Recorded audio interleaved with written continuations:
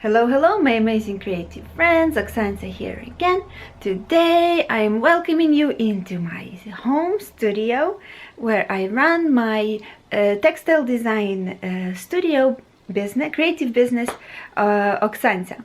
So this is my studio, guys. Let me show you. I have been changing it around a little bit. So it used to be under this wall over here. Over here.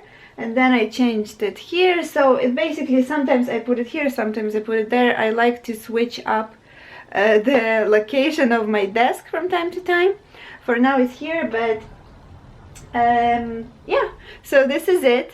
The point why I am the reason why I am talking to you about my home studio today is that I've been receiving a few comments and questions from my amazing creative friends on my email list and on the Facebook group and over here on the YouTube channel to tell you questions about which tools do I use, because people are considering investing in the tools, in the special tools. So I was thinking to show you guys what I have and to tell you guys if what I have is enough, and basically what's my experience with the setup of a digital textile design studio.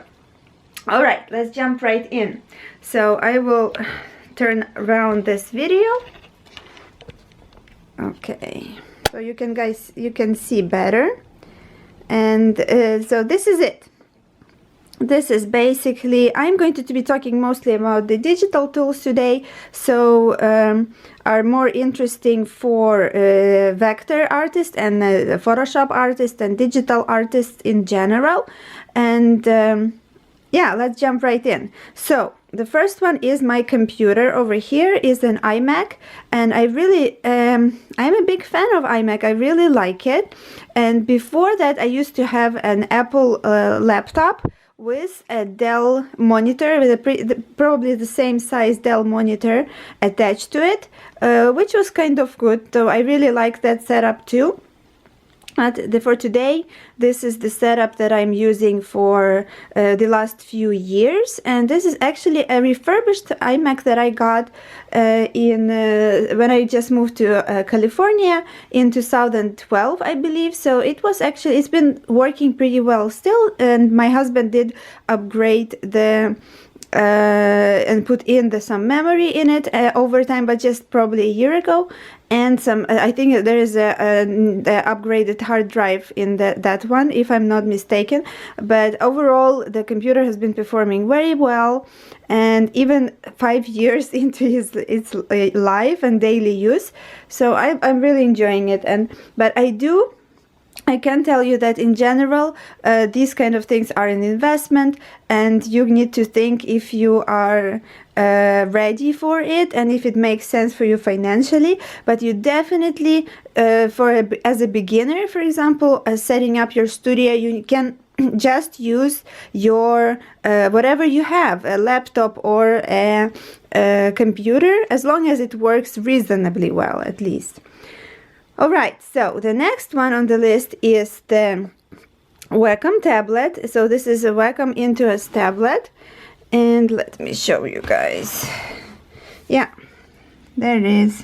With the pen tool. It's already pretty old. I think it's around 5 years now. It's actually a Wacom Intuos 4. And what you do is just you draw here, and then you can see the mouse is moving over there.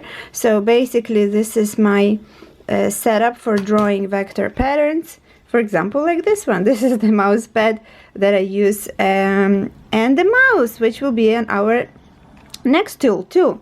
So I do have my Apple keyboard over here. So yeah, and I have some brushes, just mostly for decoration, and my water bottle.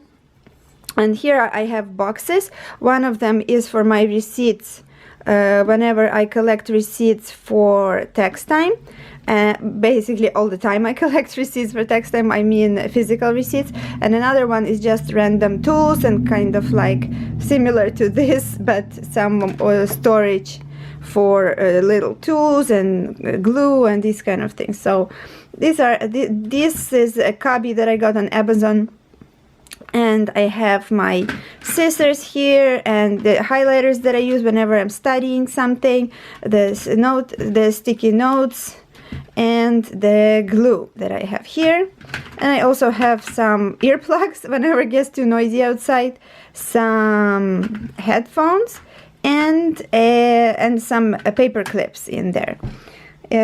Okay, so coming back to the mouse. The mouse is actually a Logitech mouse. I will link it in the description below and in the blog post that I have going together with this video, where I show some more pictures and the basically more in-depth description of my setup. All right, so it's the Logitech wireless mouse that I do recommend only getting the wireless mouse if you can. Okay. So I realized that I didn't talk enough about Wacom. Let's go back to this guy.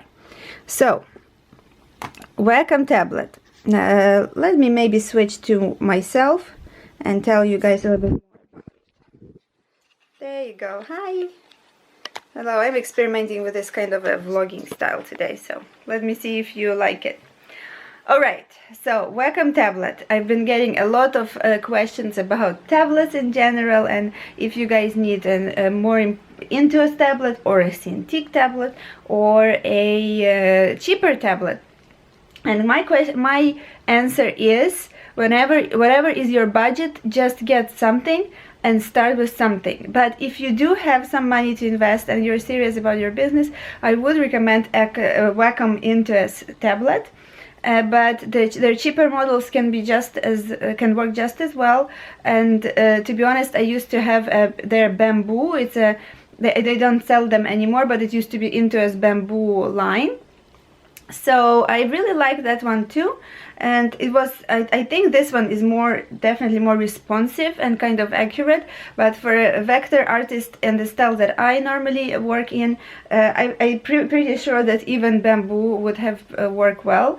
I mean, by bamboo, I mean the current cheaper Intuos models, Wacom tablet models. So I do not recommend you getting too hung up on the tablet. If you can, invest in Intuos, or if you cannot, invest in something cheaper which has good reviews. That would be, if I was starting out today and they had a limited budget, as many people do, and I used to do, I have a limited budget as well, I would recommend looking what has good reviews and just going with that one. So I hope this information helps you. And considering the size, I do recommend getting something. I'll show you guys. So this is basically the size of mine now, and it's not, this model is not for sale anymore because it's a 5-year-old model, or at least maybe even more. But I do recommend a medium size. However, you can get away with a smaller tablet if you are a vector artist, but depending on your style and how you are used to working, that will depend. So I prefer a medium size for myself. And the last part is the Intuos Cintiq tablet. I used to have it. I used to have Intuos Cintiq tablet, and to be honest, it was I really liked it. It was good, but the problem is that I didn't get the hang of sitting properly. I will link the video somewhere on the video here. I will link the video about my Intuos feedback about the Intuos tablet and feedback about Cintiq tablets and Cintiq experience. And I can say that I liked it. It was nice, but I wouldn't say it changed much when I switched back to Intuos. The only thing is that my posture became better and I didn't have as many shoulder and neck problems that I used to have. So I talk about it in another video, which I will link below and on the card. All right. So this is it, you guys. Oh wait, that's not it. I do have another cool tool that I really like to use. Let me switch you guys over. And this is this guy. This is my printer, and I really enjoy using this one. Is the Canon printer. Let me show you. There it is. So this is the size of it. It's a Canon printer that I really enjoy using for my printing work, and a lot of things that I can print on it turn out pretty well, which I really enjoy. And the point is that for the printer is I really like the printing qualities, especially for my office documentation.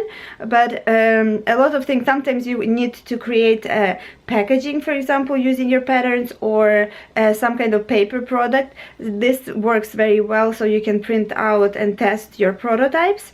But the most of the useful thing that I found is that I can scan my sketches and artworks for my, especially for live trace option in Adobe Illustrator. But this is an optional tool, so you don't really, I would not recommend you getting it right away. It's just something that's super healthy sorry, super handy to have in the studio if you kind of already know the type of your business and how you're going to be working. And just for taxes and for all kinds of printables and printouts and worksheets that you use for studying, which I do a lot of studying for my business and for my work. So this is basically, that's been super helpful too. So another digital tool that I do recommend. And sometimes if you are if you're interested to work more in Photoshop, or even in Adobe Illustrator with more of a painterly style, that you paint your artwork on paper first, which I do sometimes too, and then you can live trace it from your scans that you would do on your printer and scanner combination, or just a scanner could work too. For that, just to start it out, I would recommend you trying taking pictures with your phone first and then adjusting them in Photoshop, and maybe even just using your phone or a camera, and hide digital if you have a DSLR or a good quality camera. You can with the proper light and the proper arrangement, you can take good photos of your artwork there too. So basically, yeah. So basically this is it. Though this is my little studio, I have a darker side of it. This is basically my air conditioner still here, even though, as you can see, I am bundled up, so it's getting a little bit chillier in California, in the Bay Area, which is nice. To be honest, I enjoy it now. It's sunny and not hot, so I have to get rid of the air conditioner. But still, you never know, the hot days might come back. Yeah, what else can I show you here? My chair. Let me show you. It's cute. I'll show you. So it has this little cute back to it. Oh my goodness. These little cute bows on this little snaps. Yeah, it's pretty cute. I like the chair a lot. And this is a chair from IKEA. I will maybe find it and try and find it and link it down in the description box too. And it swivels and it rolls, so it's a cute chair. I like it. All right, you guys, so what else can I show you? All right, you guys, so let me switch you one more time. And I just remember that I wanted to show you that I created a blog post with this video over here. And what I took some, these are just some pictures that my husband took of my studio, and I took some more of them. I created a list of tools so that you can find all of the links over there. And the last thing that I actually thought of creating, so that it's more in everything in one place with explanation, is this top 5 tools guide. Let me turn off the lights, you can see better. So it's top 5 tools guide that I created for my studio setup, and I talk more about the things that I've been telling you in this video. And for those you guys who like to have the list and the links and the explanation to save them for future use, you can download this free guide that I created, and you can request it down here in my blog post. Yeah. So I have a little bit more information and some photos in here.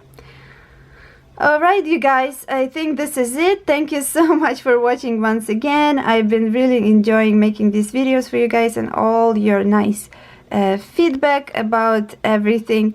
And please let me know if you work from home or if you work in a studio, or if you are interested, if you know of a cool tool that you find absolutely useful in your studio. Please let me know, and I would love to check it out, maybe if I test it out for myself. And yeah, thank you very, very much for watching, you guys, and grow, love, and create. Bye bye.